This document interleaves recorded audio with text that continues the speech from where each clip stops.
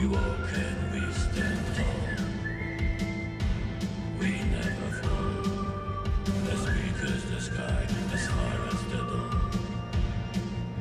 We walk and we do not fall. We sleep, we dream, with no time in between. We never stop, whistling our chant in the heat of the night. We see the spirit is clean, from north and south. We come from east and west, breathing as one, living in fear or dying in flame. We love, our mission is blessed. We fight for you, for freedom and for sin. Thinking as one, rowing along to the beat of the drum. We march the Black Cross machine. We rise, we go. We walk and we stand tall. We never fall. As big as the sky, as far as the dawn. We walk and we never fall.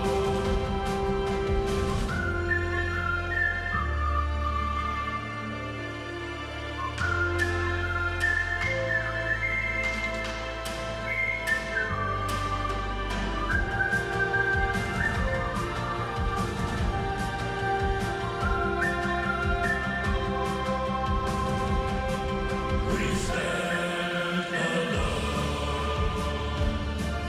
but soon the day will come when freedom rings. We'll meet again now eternally, and one forest long.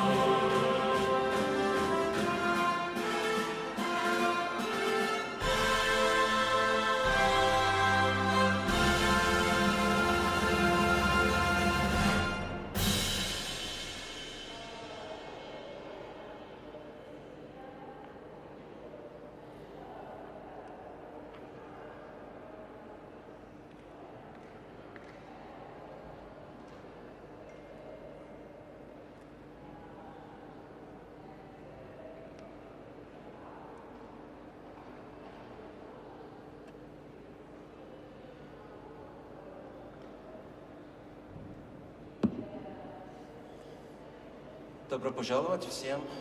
Welcome to all. My name is Morten Trovik. Меня зовут Мортен Тровик. Давным-давно я учился здесь, в Москве, на театральном училище ГИТИС. И для меня очень приятно быть здесь вновь. My name is Morten Traavik. 25 years ago, I studied theater directing here at GITIS, the biggest theater school of Russia, and it's very special to me to be back after this quarter of a century. If I seem a little bit worn out, it's because, as Luba Kozovnikova said in the introduction, that I arrived from Pyongyang, North Korea, 4 days ago. And even though I have grown accustomed to a lot of things having to be dealt with while in North Korea, this last time was especially to be dealt with. The week we were conducting our contemporary arts workshop there started with a missile launch over Japan, continued with threats to my life by my best North Korean friend and collaborator, and was topped, if actually it is possible to top a week like that if you do a nuclear test at the end of it, which they did, and that made our hotel beds shiver. So it was a quite adventurous stay, I would say. So it's great to be here, back in the free world, in Russia. The air is fresh, and everything is relative. So I'm going to talk a bit about my methods, and again, to make clear from the outset that I am not complaining about things having gotten a little rough in North Korea lately. If, in my view, if you are an artist who want to call yourself interested in the world outside the art comfort zone, then you need to be prepared for death threats and nuclear tests. If not, you should stay in the comfort zone. So I am not complaining. But it's also a fine line you are walking between being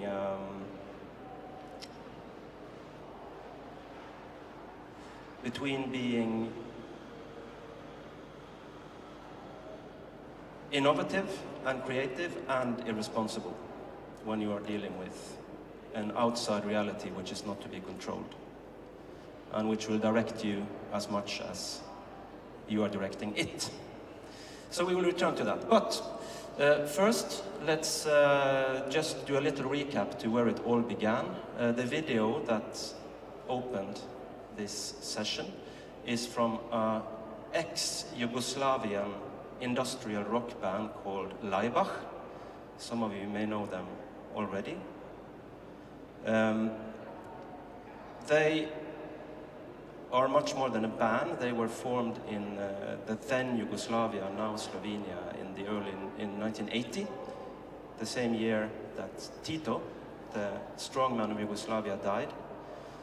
And they basically developed and grew as a band and as an art collective while Yugoslavia fell apart. And they have been a decisive influence on my artistic practices and on my outlook on art. And hopefully, in the following, you will see a bit of how and why. So,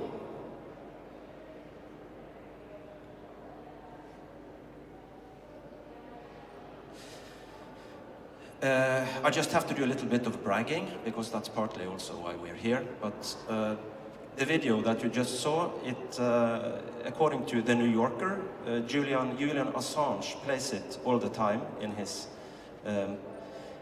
little performance space in the Ecuadorian embassy.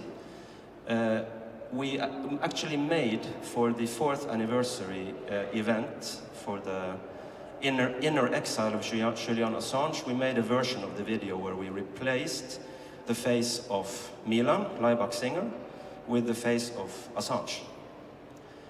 And at least from the New Yorker piece, he says that he thinks it's annoying but funny. And that's, you know, I think then he has gotten it pretty well. It's a good review, I think. Then, one of the things that was decisive to me with the practice of Laibach is that they have, maybe more than any other musical band or art collective, they have kind of conquered the language and the aesthetics of totalitarian power, but not by standing to the side and criticizing it like a dissident, but by invading it, by osmosis, and being in it. And for me, that was a revelation, that you could do like that. You do not have to play punk bass in a basement to be subversive or to make a protest or a statement, you can actually do it within the existing structures. This is something I will maintain in the following. Anyway, let us continue. Beautiful hair in all of Kampong province. You're looking very, very good, just so that you know it.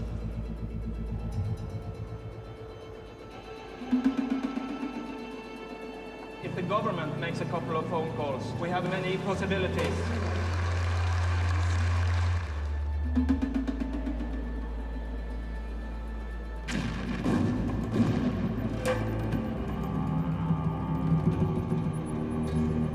So you're doing a flesh market with amputees.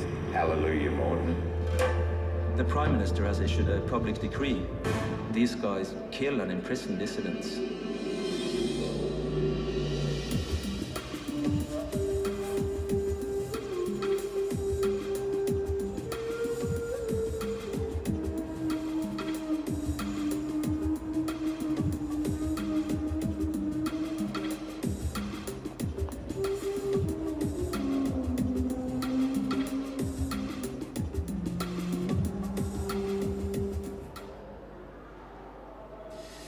So this is the trailer to Miss Landmine, which is a Canadian documentary from 2010 about an earlier project of mine called Miss Landmine, which was a beauty pageant for landmine survivors, which I first organized in Angola in Southwest Africa, and the year after, in 2009, in Cambodia.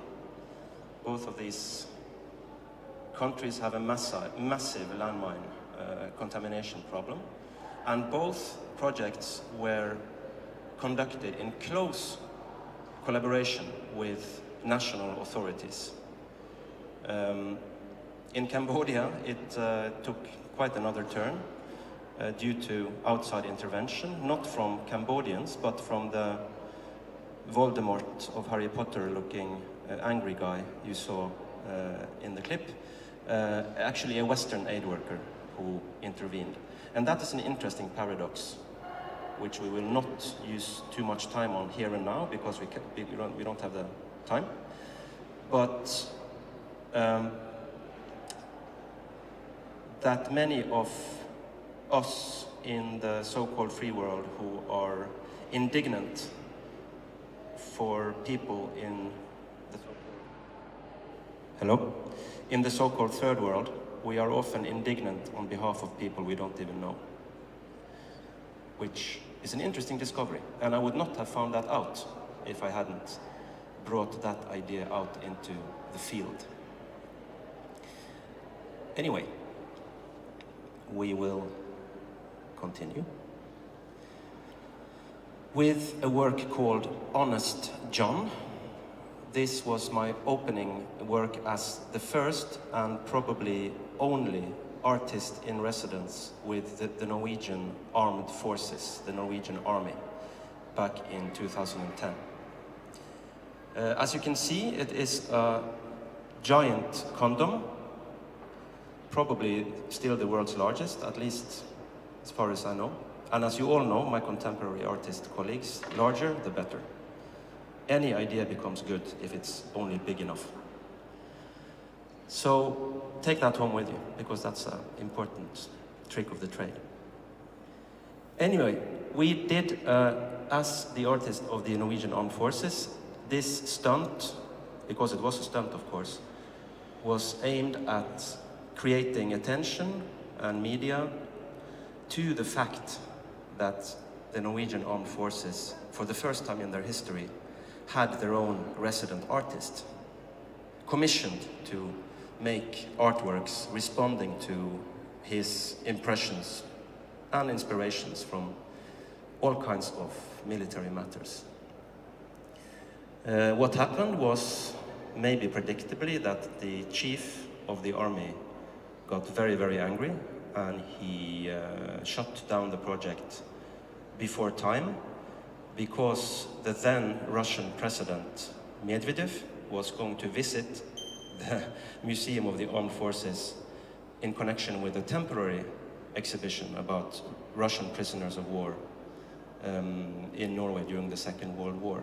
And the chief of the armed forces did not want this to disturb the good neighborly relations between Norway and Russia. So that's at least what he said.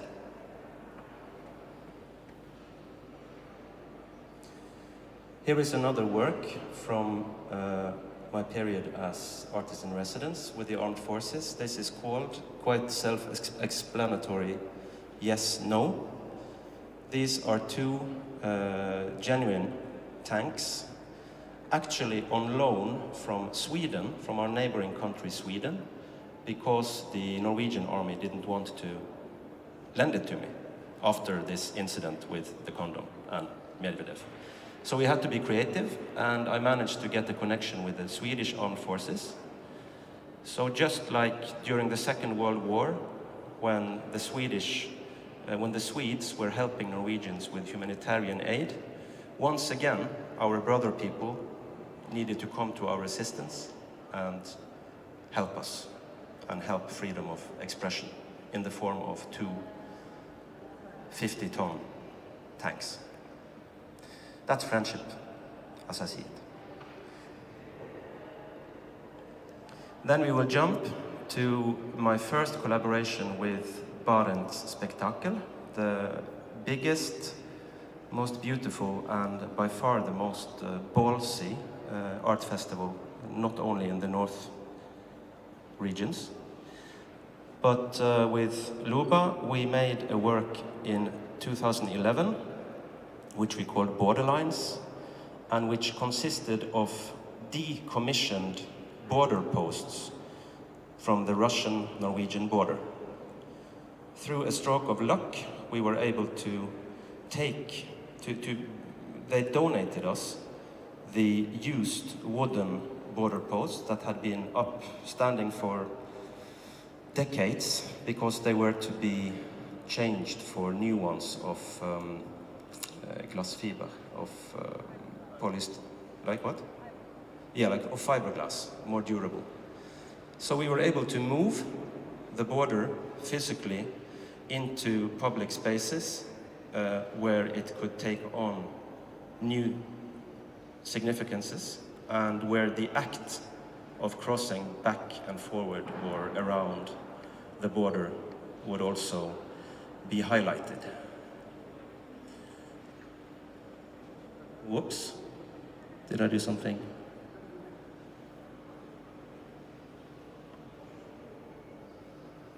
Okay, there are more pictures from the borderlines coming up. Is that you, Medvedev?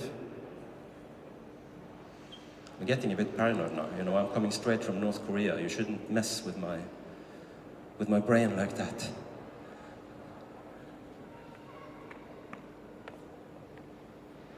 Okay, he's quoting the Kremlin. Now let's see what happens. Anyway, the Borderlines project was the first, but far from the last, of the collaboration projects we have been conducting with the Barents Spektakel. What is special with Barents Spektakel is that they are situated in Kirkenes, old mining town, almost right on the border with Russia, with the Kolsky Poloostrov in the far north. So in this region, the national... Yes, perfect, thanks. The national borders have had a more fictitious nature for hundreds of years, as in many border regions. This also we wanted to highlight by moving the border posts to different places, different context, where the context would interact with the work and lend it various forms of significance and possibilities for interpretation. So this is where what you see when you enter the town of Kirkenes. It says, "Welcome to Kirkenes," and we put up the posts in this way. And the Europe highway number 6, is it? Or one of the Europe highways, 39, passes through this. It reaches its northernmost end, not far from Kirkenes, but before that, it drives right through our border. Many cars going back and forth every day. And here is moving the border.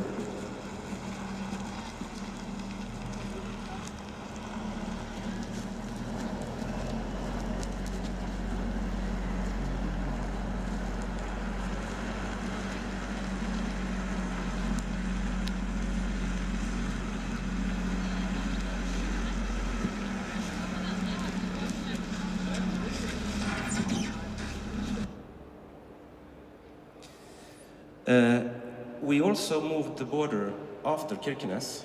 We found out that this border could basically be moved anywhere. So we took it to Oslo, to our capital, and simultaneously, because we had a sufficient amount of old border posts, we could stage the border both in Kirkenes and in Oslo. And this is from the montage of the border posts in Oslo. Here is what we in Norway are all afraid of: Russian border posts in front of our parliament. The border has now been moved. Finally, they made it. This is one of our great national paranoias. But these posts, of course, were complemented by Norwegian ones. So what you see in the background is our national parliament, the main entrance, and our border posts ran the whole way from the end of our capital's main street, which is where the parliament is, to the castle, the king's castle. So the whole way between democracy and monarchy, and everything there in between. People can also skate back and forth between Norway and Russia.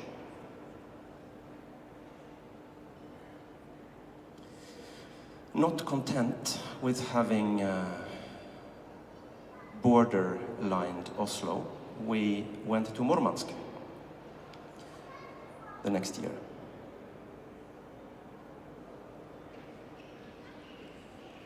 And they gave us, of course, real Navy orchestra with the bells and whistles.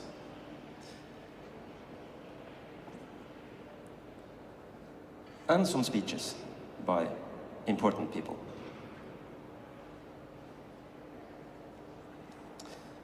And then we have been moving very, very quickly, but that's a necessity. We are in North Korea.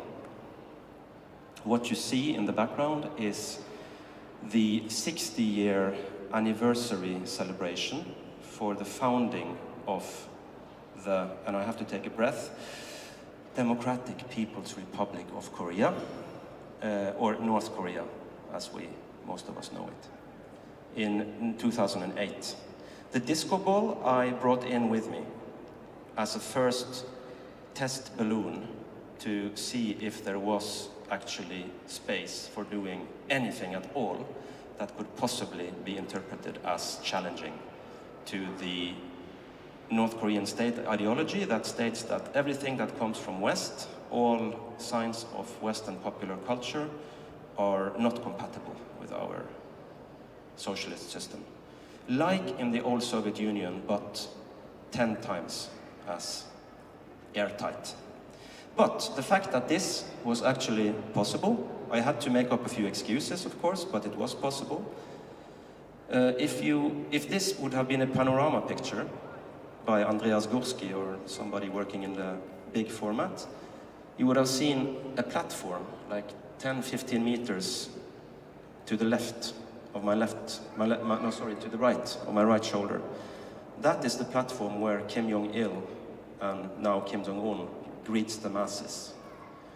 So if he had not had a heart attack that year and been incapacitated, he would have been there and seen me with my disco ball in the crowd.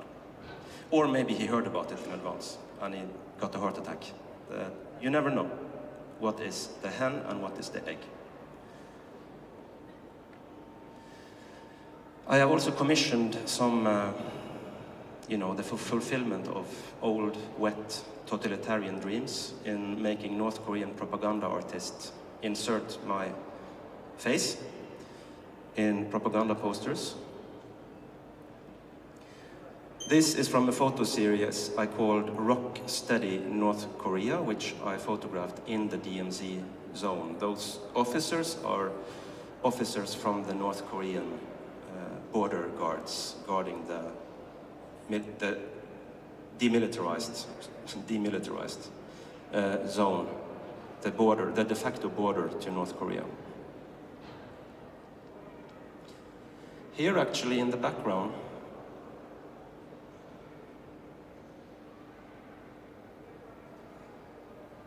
if you see this building or this outpost in the background, that's a South Korean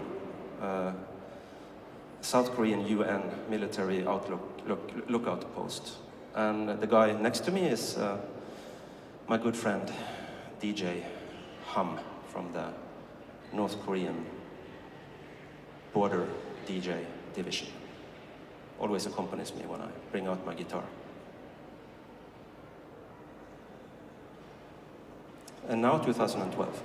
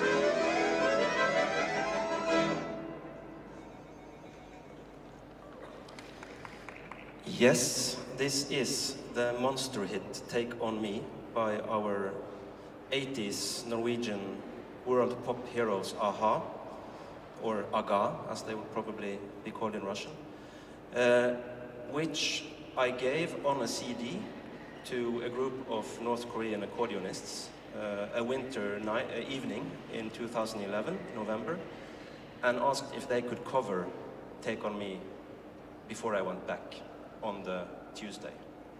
So this was on a Thursday night, and on Monday they performed this version, which they had made themselves from listening to the CD. And that was for me also another gradual expansion of the possibilities or the space of action, as I would say in Norway, a space, the zone where which you can, it seemed, you could expand gradually. This clip now has so far, I think, 2.5 million hits on my YouTube channel. Feel free to go there and make some more hits. It can never be enough.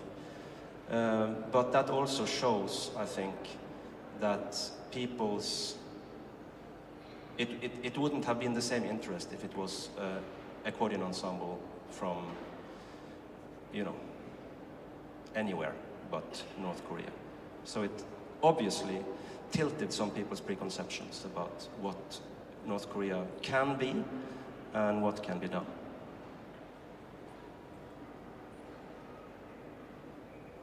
Next year, at the Barents Spectacle. Det føles uvirkelig på en god måte at vi kom til dette denne dagen og dette øyeblikket, men her er vi.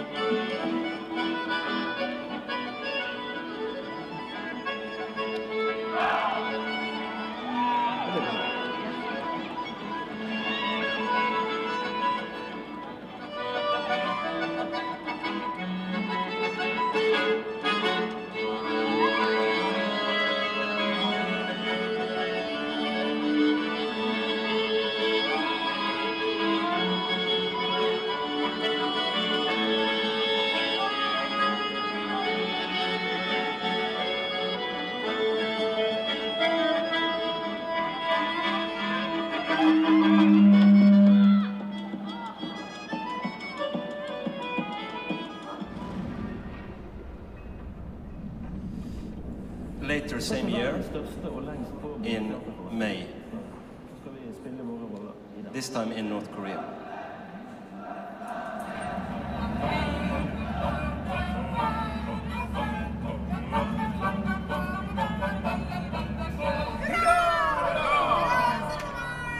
Fremskrittspartiet hevder norske kunstnere er nyttige idioter for Nord-Korea. En nyttig idiot for Nord-Korea. Ikke nyttig, men ikke en idiot.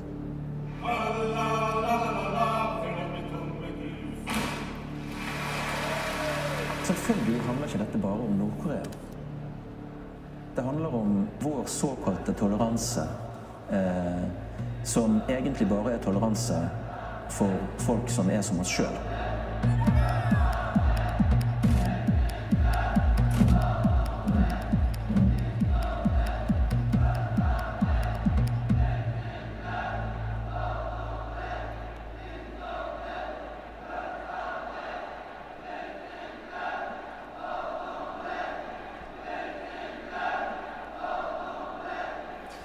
Okay, just a couple of words of explanation. The previous clip that you saw of the mass games human backdrop was from the 2012 Broen Spectacle Festival in Kirkenes, where we invited 2 mass games instructors from North Korea.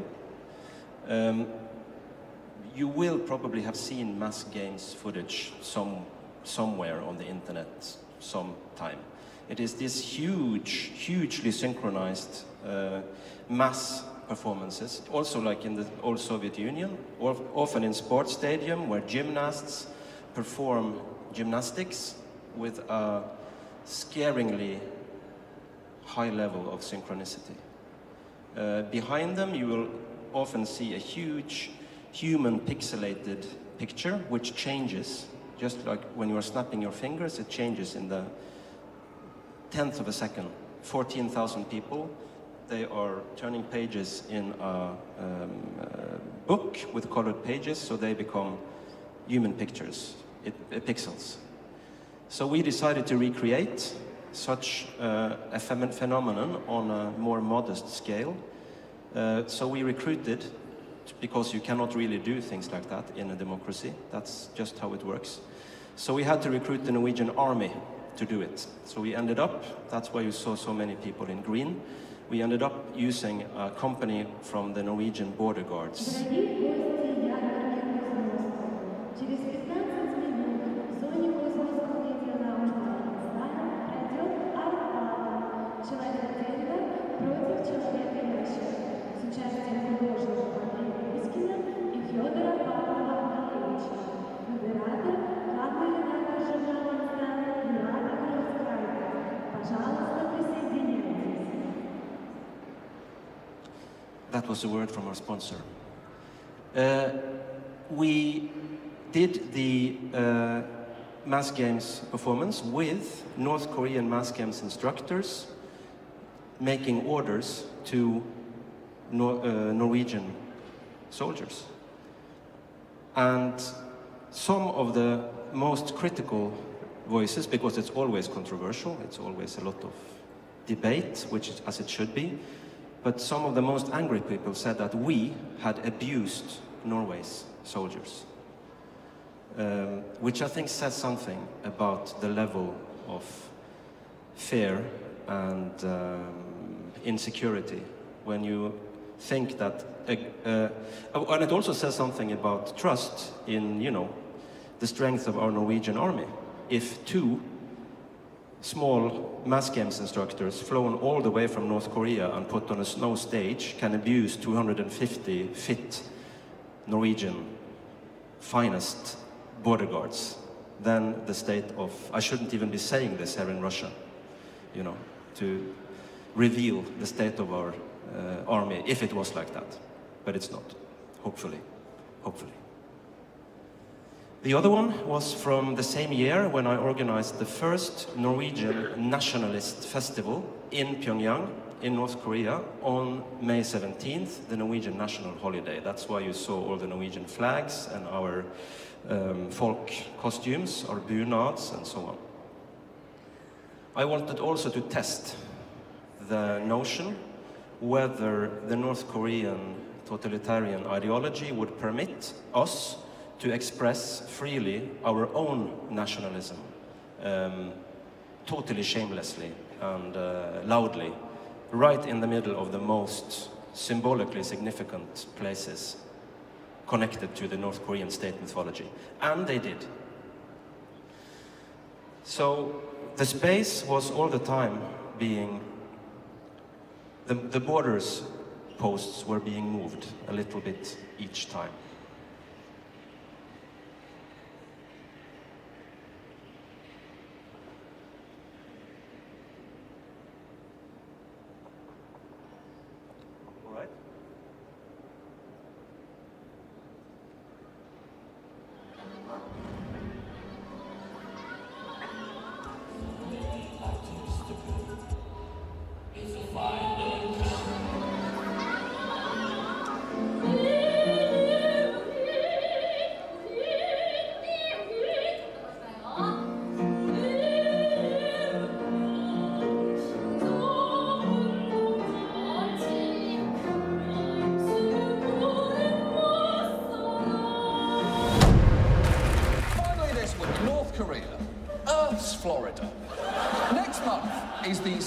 Anniversary of Korea's Liberation Day, the date marking the end of Japanese colonial rule. Apparently, Kim Jong-un has decided that for the first time ever, a foreign rock band will play there. So, who's it going to be? Rolling Stones? U2? A Michael Jackson impersonator passed off as the real thing because North Koreans don't know he's dead yet? Well, no. Because it turns out it's going to be, and this is true, a Slovenian art rock group called Laibach. And if you're not familiar with them, this is the happy, celebratory music that North Koreans will be listening to on their special anniversary. You shall see hell all clear in the sky. You shall see darkness.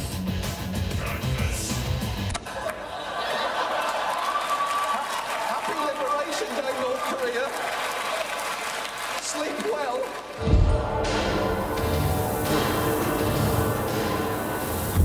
Laibach is a terrible rock group.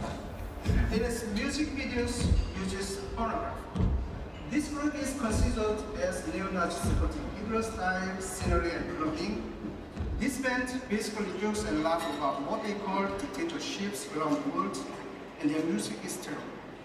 If Laibach did visit the DPRK, they would carry out the provocation and harm its socialist system. So, without trust, without confidence, we cannot invite you here.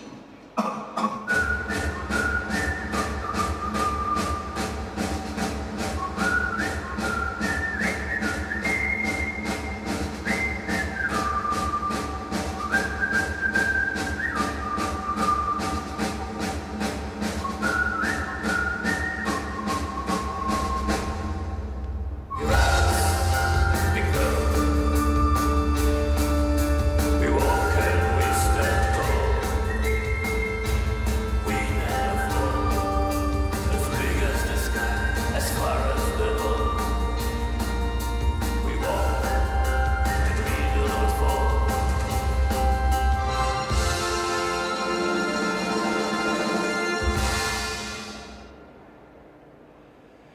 Yes, it was time to move the border posts a little bit further and introduce North Korea to ex-Yugoslavian industrial rock and roll for the first time.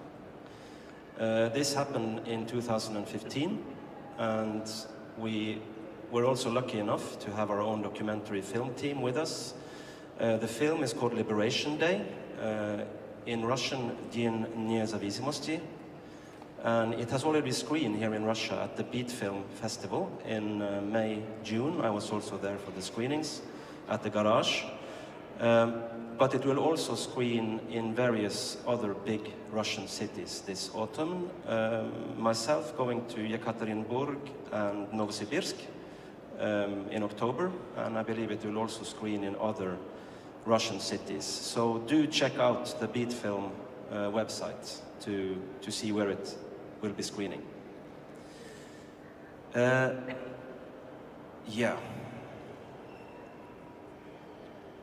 Bringing a group such as Laibach, which I also recommend you check out, they are freely available on Spotify and elsewhere, which in their aesthetics and not least in their story,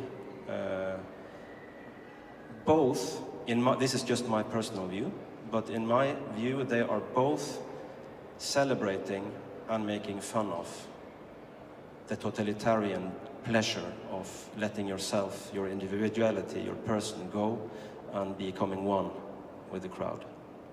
Because this feeling is something which is both tempting and revolting to most of us. But I think a band like Laibach, or any kind of political movement or religion, or any kind of organized activity wouldn't have a chance if we all didn't feel a touch of this totalitarian temptation inside us. And Laibach tapping into this with their aesthetics and bringing that to a society which is completely centered around the celebration of unity was, in my mind again, introducing a concept of ambiguity, of multi-leveled ways of looking at art into a society which up to then had only, and is still only, indoctrinated into looking at art and on all forms of communication as something that should only have one level of meaning.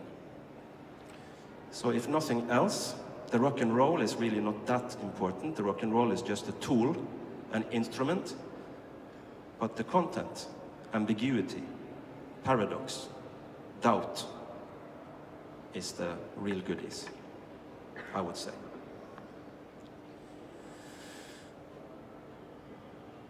I will go on.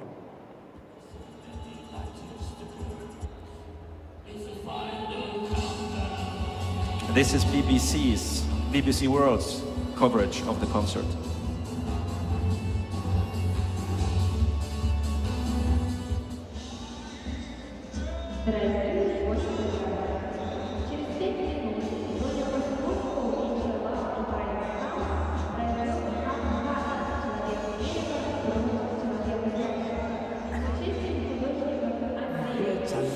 There are all kinds of music.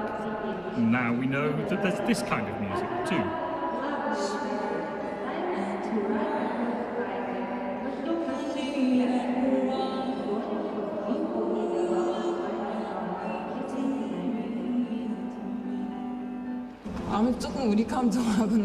Of course, this is very different to our tastes, but it was quite nice to hear a traditional song. I think we did more than we expected in the end.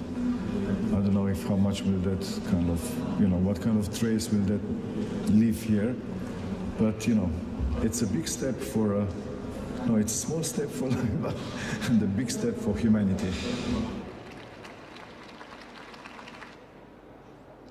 It seems we really have to speed up here because something is happening in 5 minutes, right? Yep. Yeah, but like in the building? Oh, okay. Anyway, I will speed up anyway. We don't have far to go. What you missed, which I think is a wonderful soundbite, was this older guy who was interviewed by the Associated Press correspondent in Pyongyang right after the concert. He was asked, you know, this AP correspondent, he was trying to have this like five ordinary Koreans talking about their impression of the concert. And as you can imagine, North Korea is not an easy place to ask people for spontaneous обсуждение about anything, and especially not a controversial, possibly fascist industry rock band, which has just played. So he went around and he tried with the crowd to get somebody to give him some meaningful response. Nobody did, but in the end he found this beautiful older guy, who answered, "There are all kinds of music in this world. Now we know there is this kind of music too." And that for me is class. Nailing it, while at the same time being within the parameters of what you can do without fearing for your life. I believe in Russia you have historically more training in this kind of communication than we maybe have in Norway. So you might understand what I'm talking about, but it was beautiful. This is what I always quote when people ask me, so what do you think North Koreans made of it? I always quote this man. Now they know there is this kind of music in this world. Nothing more, nothing less.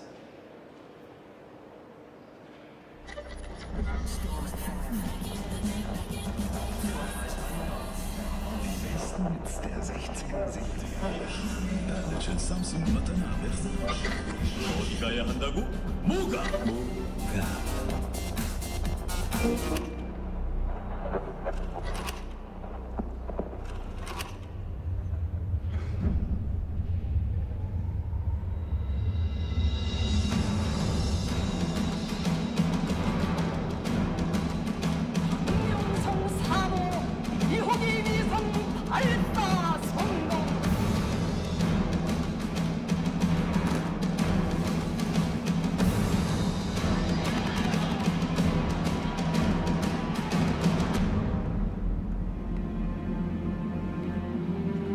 Første gang jeg var i Nord-Korea, så var det som vanlig turist.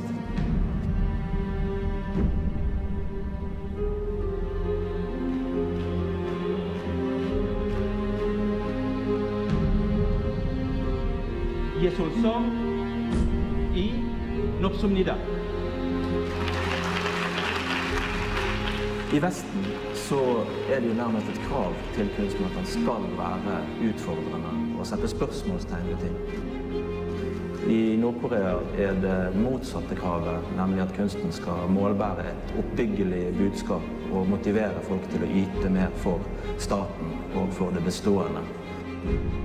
Det er vel knapt noe land i verden som har tatt i bruk kunst til å markedsføre sin egen ideologi, i den grad de har gjort det i Nord-Korea. Men det er ikke uttrykk du kan velge vekk, og de sier alle det samme.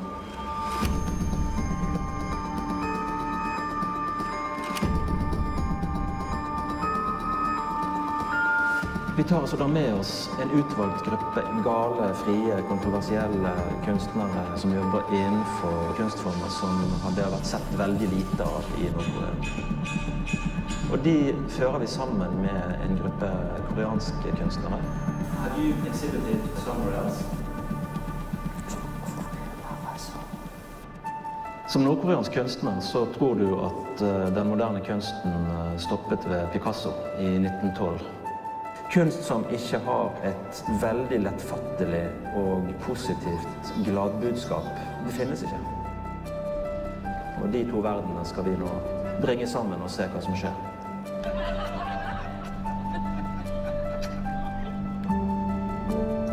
Hva er det som kan skje ved å ta med en sånn gjeng inn i Nord-Korea? Jeg tror det er best å ikke tenke for mye på det nå.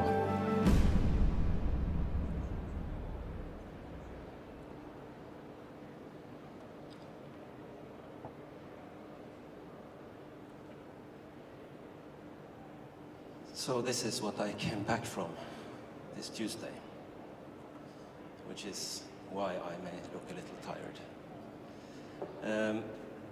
the whole enterprise has been, luckily, again, filmed. If you don't film it, it hasn't happened. And it will be presented as the documentary The War of Art by the Norwegian director Tommy Gulliksen next year. So hopefully we will be able to show it here too. But they have a lot, as you can imagine, to edit until then. I will round off with just a couple of stills from that stay.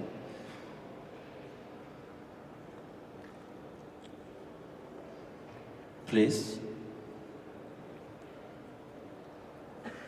Well, it does look quite beautiful as an ending, theme anyway. Oh, there it is. Yes, that is the logo for the Art Factory, the first contemporary art symposium ever in North Korea. And the last for quite a while, I will assume.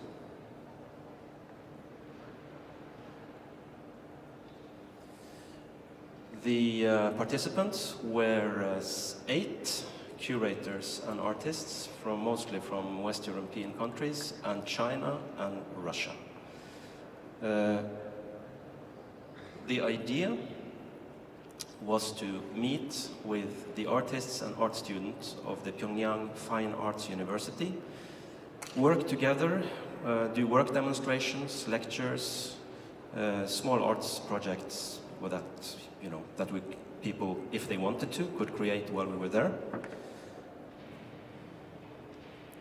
And we also introduced people working in very different formats. This is the Norwegian painter Henrik Placht, a prominent abstract painter of Norway, who quite possibly introduced abstract painting to social realist heaven, North Korea.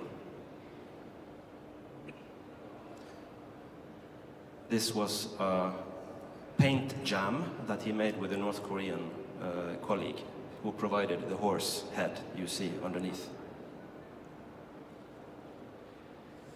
And here also you can see like two worlds either coexisting or clashing, depending on your point of view. This is Austrian installation artist Lena Lapshina working alongside North Korean tiger painter Mr. Kim something. This we actually made quite spontaneously. This is a French graphic artist and body artist, Val Noir, who did a traditional cupping, these hot cups that you put on your back to alleviate tense muscles and so on. And they leave these bruises or these blue prints. So he then integrated into the work of Lena Lapshina. This sign is the Korean sign for the word yes. Here is a friendly sculpting duel between Norwegian sculptor Marius Engan Johansen and his counterpart, the very accomplished people's artist of the Pyongyang Fine University. All these people, and I think some of you Russians will recognize this, are like Narodny artisti, заслуженные artisti, так далее. They are all very credible. So they did not give us, a bunch of greenhorns.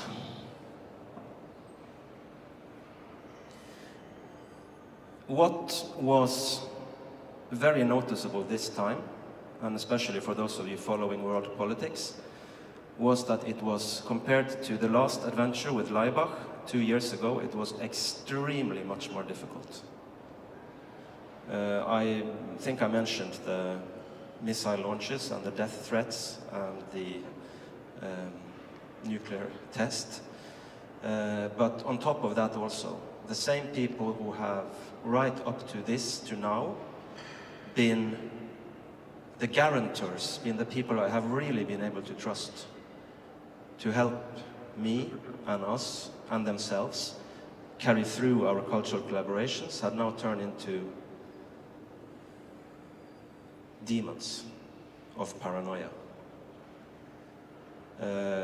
The political tensions and the rhetoric that, not least the woofing monkey in the White House is a willing accomplice in achieving, has managed to poison relations so much that even the trust we have been building for 6 years is no longer taken for granted.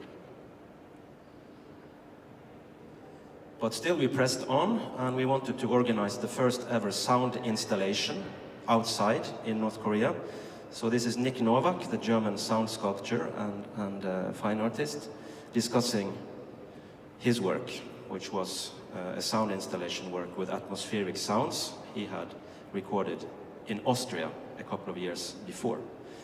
That met with a huge amount of suspicion from the North Koreans. They said that if you come here and you play sound waves at this point, people will think that you are a spy, or that you are coming here as part of the psychological warfare that the rest of the world are conducting against us. But it was important still, it needed to be done. So we managed to do it for 20 minutes